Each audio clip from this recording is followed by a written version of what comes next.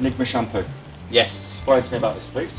Very clever, nice little shampoo. It's SiO2 based and it does form part of the Enigma range. So this is where you'll start. So once you've done your snow foam, you've cleaned your wheels and you're ready to do the wash, 3 to 4 capfuls into a bucket of nice clean water, give it a whiz round, even give it a blast with a pressure washer, get the foam going, and this is a standalone product. So once you've actually washed the vehicle with it, if you wash the car every week and you don't put any quick detailers on, you don't do any waxes, you'll start to see the water behaviour on the vehicle change. And as the layers build up, you'll get an SiO2 protective layer on the vehicle. So weekly maintenance, added protection each time? It will do. It'll just start to build up. Okay, perfect. Should we give it a go? Yep, give it a go.